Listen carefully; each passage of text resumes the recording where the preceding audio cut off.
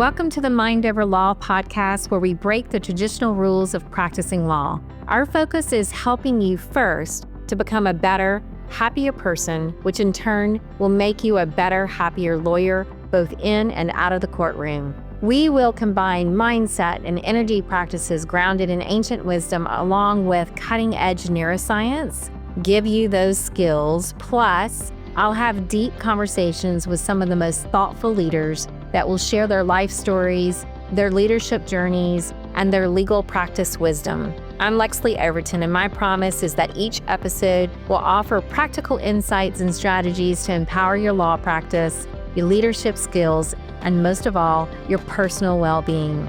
Join me, and I promise you'll become a better you, lawyer, and leader. Welcome back to the Mind Over Law podcast, where we journey into the heart of purposeful leadership and peak performance. I'm Lexlee Overton, and I am thrilled to welcome today's guest, who really embodies an entrepreneurial spirit and passion for helping lawyers to grow. Kevin Daisey. Kevin is an award-winning founder and CMO of Array Digital, which is a powerhouse agency specializing exclusively in digital marketing for law firms. And since launching his first company at 23, he's built multiple seven-figure ventures.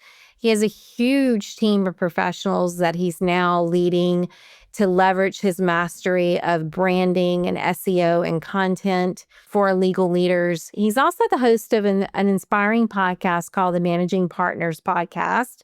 And he just shows up today and gives us all kind of great tips and wisdom about not only marketing strategy, but how to show up and lead in a different way. Kevin, I'm so excited to have you here today. Welcome. Thank you so much for having me. Excited. I want to jump right in with a question. We know that you and Array Digital is really exclusively focused on law firms. What made you do that? I took a little time to figure that out. Doing marketing since I was in my young 20s on my own. I think I started my business when I was 23. I just fell into having a law firm client or two, although I just helped anyone in the local area with marketing. Right. But I had that experience. So when we were looking at niche, and we knew we had a niche, we knew we had to focus to start to grow. And we looked at lawyers and medical practices and home service companies and things like that. And I think the big thing was, there was two things. One, the lawyers that I know and worked with, just how passionate they were about helping their clients, which I think is different than the public thought of lawyers. Yes, that's true. And also, I think the challenge, legal marketing, legal SEO is probably the most competitive space to be in. Mm-hmm. So I think we thought that would challenge us, push us, and there's not much room for folks that just cut corners or they're just trying to make a buck. You really have to dial it in and be good at what you do. Yeah. I think it's wonderful that you specialize, and it is a certain niche to learn. And just when you're talking about that you, in this area, you can't fake it. I will say, and that even as a prior law firm owner, I think a lot of lawyers feel really burned by marketing agencies that promise the world and they just don't deliver. And I see sometimes my clients get these reports and they're like, their eyes are glazed over and they're like, I don't even know what any of this means. I just care if the phone rings. How can law firm owners cut through some of the smoke and mirrors and actually measure whether their marketing dollars are bringing a real return on investment? Sure. Okay. A few things I would say. One, as a law firm owner, don't be afraid of marketing. Like, you need to educate yourself, learn a little bit to know what things are, understand what's good data and things like that. Don't just be like, I don't want to understand any of that. As the owner, you shouldn't have to deal with executing the marketing, but it's going to help you if you have at least some ideas and educate yourself. The other main thing I'll say, if you're talking to agencies, is kind of look at what they're doing and their sales process. Just look at the sales process. If they are quick to throw you a package and pricing, if they're quick to offer solutions without any research, a lot of questions, and developing a strategy. It doesn't have to be the finalized strategy, but a strategy for your specific firm. Your firm's different. You have a different brand. You're in a different market than every client they have. So there's definitely not a one size fits all. And there's history. Your firm could be brand new, so there's challenges with that. Your firm could be in the market for 10 or 15 years. That comes with its own baggage and challenges and some pros, but you really have to do an analysis for each individual firm, their website, their domain, and say, okay, based on your situation, here's a strategy that'll work for you. And then there's the budget, of course. But if they're not doing those extra steps, it shouldn't be a one meeting and I have a price. There's more business questions to ask that should be asked so they can figure out too, as a law firm, how sophisticated are you as a business owner? What does your intake system look like? If we get you more leads, are you going to actually grow, or is it just going to make more problems? So I think you need to find an agency that gets all that and can pull that all together, and then again, put together a strategy that's going to actually move the needle. Yeah. When you talk about that they should educate themselves, and so I know, because I think that what you'll hear is, well, I've read some things, but it all seems like a lot to absorb. Is there something that you would point them to that might be a good resource or resources that you're like, if you could just take this in as the basics, you would have a bit better idea of what you're looking at? Sure. I would say there's plenty of groups out there. So depending on what kind of lawyer it is, it doesn't matter. There are resources out there. So there's mastermind groups, there's coaching groups, even if Facebook groups of law firm owners that discuss things and share things. But there's groups like How to Manage a Small Law Firm. There's 8-Figure Firm. I have a mastermind of a small group of owners, but there's a lot of resources out there that can help with bringing in some of these kinds of resources, whether it's a fractional CMO that's temporary to help you with these things, or it's training or going to conferences.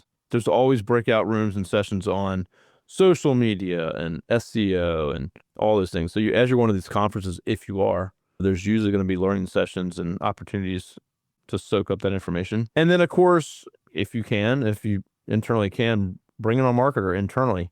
Our best clients have internal marketers that are liaisons for us, and they have to do their parts. They have to work on the brand and things that we don't do. But those are great folks to have internally that, again, can help explain and teach the law firm owners what we're actually doing and what they should be looking for. And those marketers should have a pulse on if they brought in the right agency or not. And you might have multiple agency partners, traditional, TV, radio, digital. So yeah, there's a lot of resources out there. I just think what works best for you. Again, some of these groups you're paid to be in these groups, but they offer specific programs for marketing and things like that. Yeah, I think it's a really good idea if you don't think you can afford an in-person marketer, that you can look into a fractional CMO, like you said. It's a good option. Unfortunately, a lot of law firms that start out on their own, entrepreneurs, are wearing every hat because of the ability and the funds to divide, but also because they are so used to doing that they don't realize that every single part of of a business, the core parts, the marketing is one really key functions. Sales is a key function, like you said, with intake. And then your operations, which a lot of lawyers are good at, right? Which is the representation of their clients, but also includes how do you manage your team and your systems and your workflows. And then you have finance and admin. And if you are weak in any one of those four, you're going to suffer because they're all equally important for success. You might be really great at representing people, but if you don't get good at marketing or have someone that can advise you, then you won't have anybody to actually represent. It's just as important as the representation part. Yeah, the faster you can delegate and get out of the roles that you're not good at. Exactly. Right. Yeah. And we're not meant to be good at everything. It's like it's being in the space that not only do you have the knowledge and the skill set to excel at, but also the thing that you love the most. And I don't love marketing. It's not my thing, right? And I'm not very good at it. So I have someone else that does that for me. And when I owned a law firm, the same thing. And it was really key to success. So I think that's important that you can talk about there are other alternatives, that you don't have to do it all. I know that you've done some talks, I've listened to some of the things that you've done. You have your own podcast, and we're going to link that to the show. You've talked about the rise of AI and law firm marketing. There's all kinds of discussion about what AI is doing on all kinds of levels, not just in helping lawyers in representation, but helping lawyers in intake. I'm seeing some really amazing things that are happening, like even in that area. What do you think is a misuse of AI that law firms should avoid? Because there could be a temptation to be like, oh, I can just get AI to tell me this or to write this. Or so what are you seeing that is something that should be a red flag? I think AI has wonderful capabilities for all kinds of things. But have you seen anything that is like a misstep? Yeah, I would say there's such good application for AI across the board. There's a lot of topics about that going out the door, especially on my podcast, because everyone's interested in that. How can they use it? I think as far as relates to me too, is with marketing.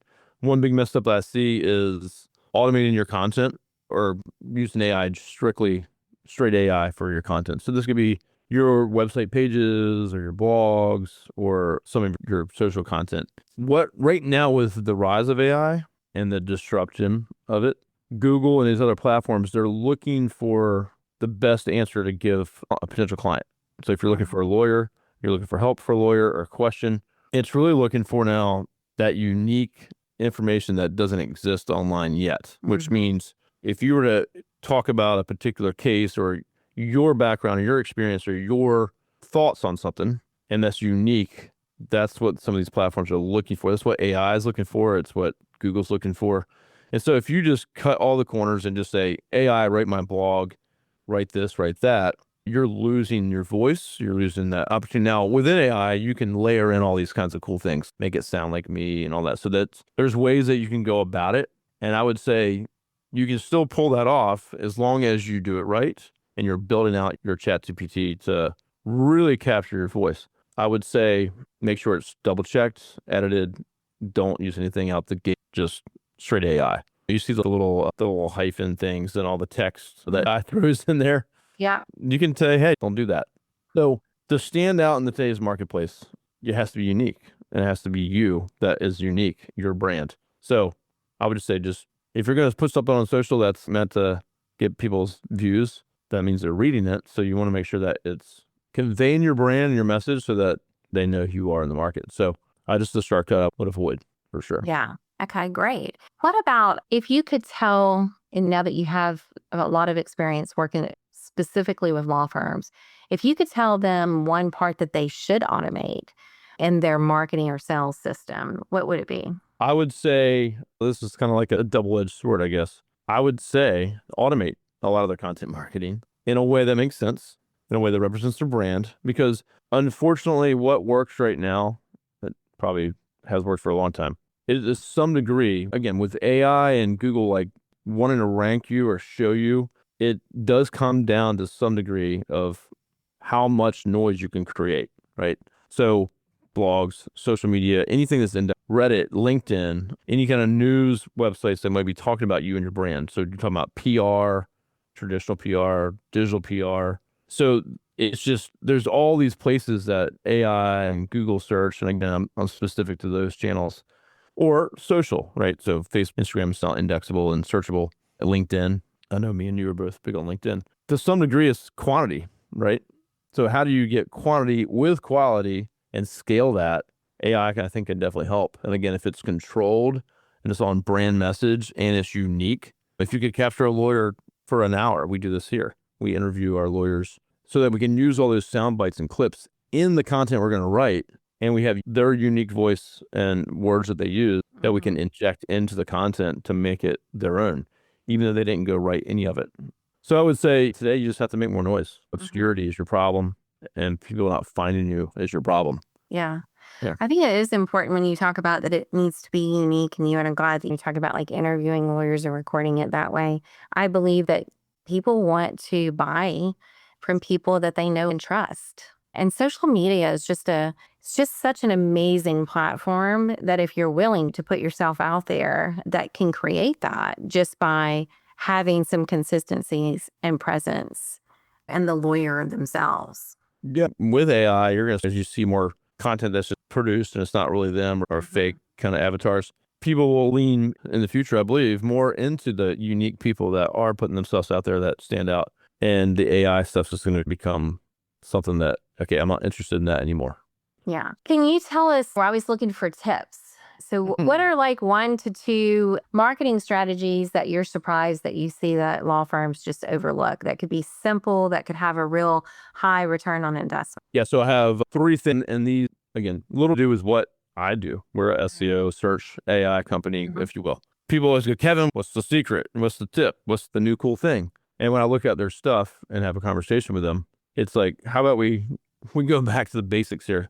So brand, how important brand is.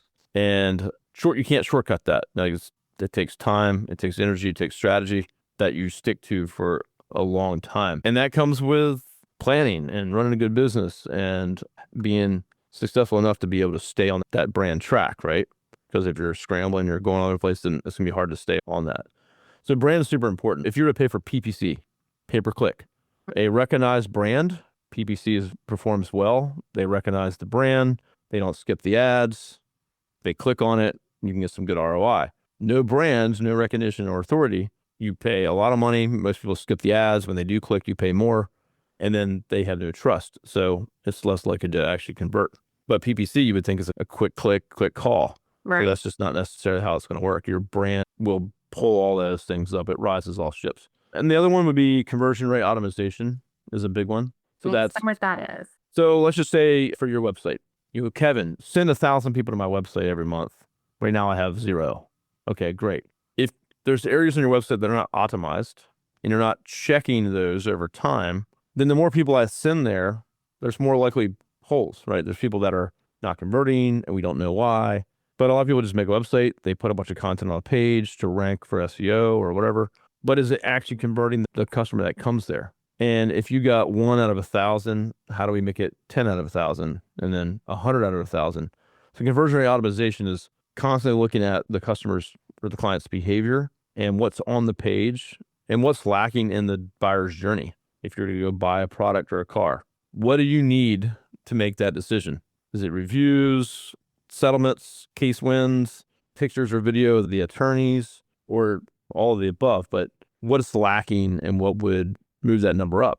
So you can make adjustments, A/B tests, things like that. So that's conversion rate optimization, something you should constantly be doing. And the other one is, again, back to the business client journey. If you built your law firm so that every single client that signed up was a 5-star review and a referral partner, or a referral, and you had 1,000 clients over the course of a year or 100 clients over the course of a year, whatever, how would that change your business if you could increase those referrals? So you got to map that out, right? Client journey, what does that mean? There's a lot of things that go into that, but you're starting with the end in mind. When Lexlee becomes a client of mine, she will leave me a 5-star review.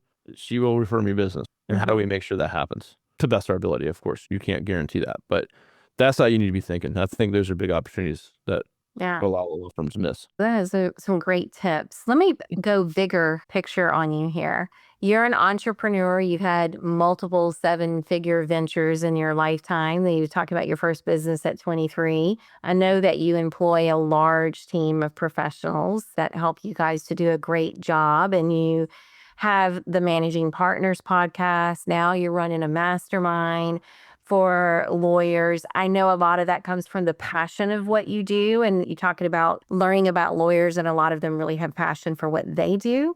But besides passion, how is it that, if you could give us a couple of tips, because we're always looking for ways that we can be living life more fully. And I hear people say this to me, so I'm going to ask you the same question.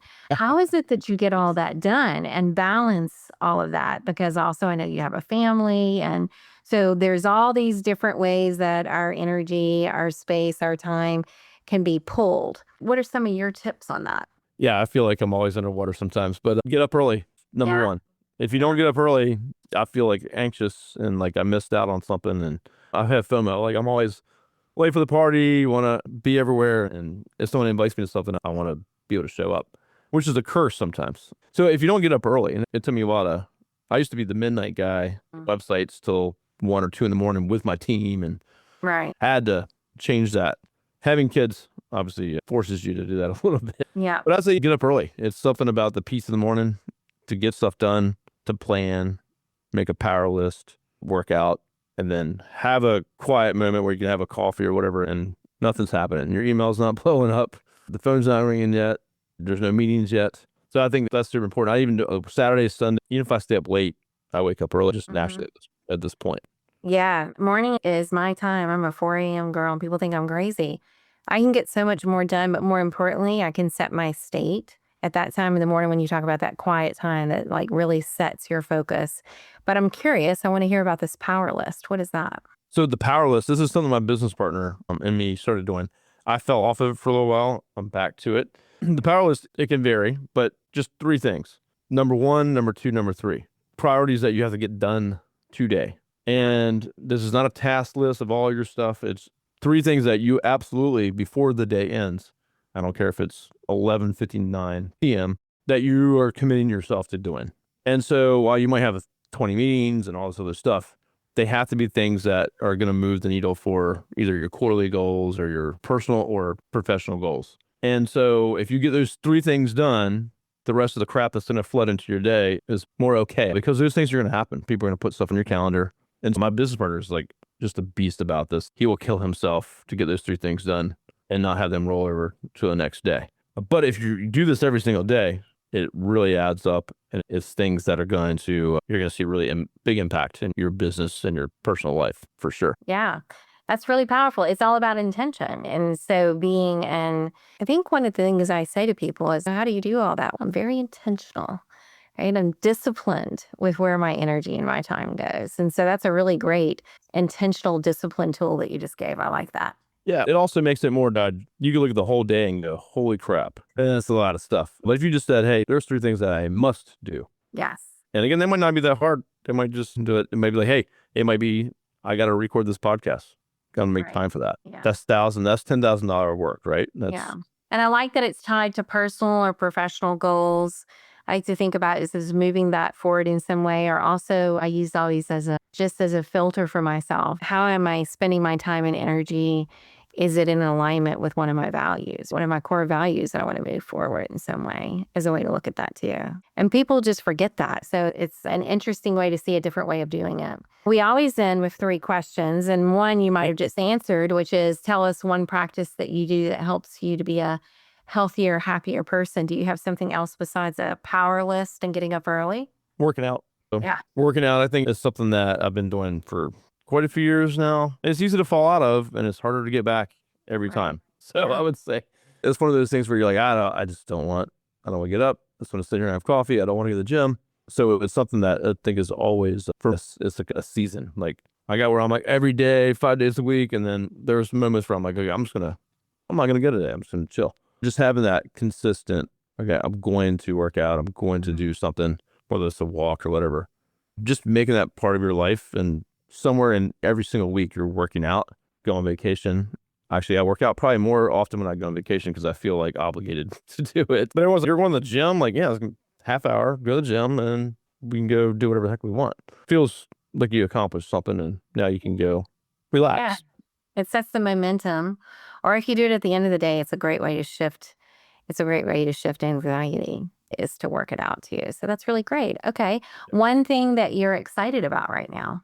I got my questions there. I wrote down my culture. Really just, we've done a lot, been through a lot. We've grown a lot. We've had setbacks. We've had all these things, but I think, which is every business.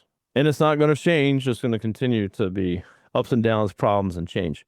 And I think that's what's the most cool with where we're at, is all my team. I got over 50 people. We're all on that same page and very transparent and open, and that there's more change coming, a lot of it. And that, so we put a survey out to my anonymous to all my staff, and we had an all hands meeting, and we could see the survey like live, and it was like, hey, we're in marketing, digital. Thoughts about AI. Is AI going to, are you worried AI is going to take your job? And the other answers were like, heck no, I'm excited about AI. We're going to leverage it and use it. And I forgot what the other one was. But my business partner was really thinking a lot of our younger people, newer people were going to lean into. I'm worried. Not one person. That's awesome. So yeah, I'm just excited about where we are, because I think if you got a good culture, you can get through anything, and you're going to find a way to win. And it sounds like you have team members who are willing to learn and to adapt, which is just 2 very important qualities to have. So it's great. Yeah, you want them looking for those opportunities and bringing them to you, not sitting back and going, what are they going to make me do next? You don't want that. Proactive, solution focused. All right. Because they see opportunity. That's our thing here. We're growing so that we can create unlimited opportunity. If we're not growing, I can't give you more. I can't pay you more. I can't give you people to manage. I can't do nothing. I think that's really great. So when you put it back to our growth helps me to help you grow. One of the things I do with my teams that I work with, but also do it with my own team, is I know all of their 5-year goals. I know every team member's 5-year goals. And the reason why I do that is because I want to make sure that I'm growing a space for them, that those can happen. Huge. Yeah. That's Yeah. huge. If What they a think the long owner's run. making more money and that's why we're growing, Yeah, then you got a bad culture and you're setting the wrong message for sure. exactly. That's right. Because we know that the factors research shows us people do not stay because of money. People are looking for a lot more. And that's how you keep retention of your great A players. Yeah. So that's 100%. awesome. And then our final question, because we're always looking at ways to do differently. What's one rule you would tell lawyers to break? That might be a traditional rule of how we've seen lawyers show up and practice law. Yeah, I would say I'm excited to know a lot of lawyers that break this all the time, but across the board, across prospects that I talk to, and I think lawyers they need to be themselves. If they want to stand out and they want to have any kind of authority or their brand to be special to them, which it should be, the leader, the owner, whoever that is, they're the ones that, are going to set that and be the ones that people want to follow or work with or work for. So be yourself. And so if that's a little quirky or not, or is frowned upon across other lawyers, you're just casual or the way you dress or the way you carry yourself, whatever it might be. But the lawyers I know that just show up and be themselves, and no matter what that is, versus trying to be like, I got to act like a lawyer, or look like a lawyer, they're all the most successful ones I know. And in today's market, people want to work with people they like and trust. If you're showing up and putting a face on, then it's kind of hard to believe that. Yeah. And people know it. People know when they see truth and authenticity. And then Yeah. if you have a marketing company or marketing people, they have so much more they can work with. If you're some unique or you got some quirk about you or something, lean into something that you like. There's one lawyer I know, he carves pipes, like these crazy wood pipes, and he wears Hawaiian shirts. And the guy's just awesome. That's how he rolls. Right. And he's the nicest guy. Everyone likes him. So yeah, I would say just break the mold. A lot of lawyers are doing it, but there's still a lot of lawyers I know that show up like a lawyer you would think from 10 or 20 years ago. Stuffy. Yeah. Awesome. Thanks so much for being here and giving us all your wisdom. It's really a great conversation. I appreciate you having me on the show. Happy to share anytime. And there's so much always to cover, but get out there and do your thing, be yourself. Yes, thank you. And we're going to link to your podcast so that lawyers have access to that too. Such great information that you have there and some awesome guests. I love what you're doing. Thank you for being here with us. So thank you so much. Appreciate it. Thanks for listening to today's episode of Mind Over Law.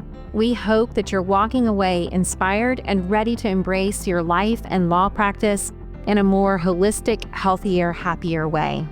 Don't forget to hit subscribe and let us know what you think. Leaving a review helps us to spread the word to others. Be sure to follow us on socials for all the behind-the-scenes fun and sneak peeks of upcoming episodes. Until next time, remember, with intention, anything is possible.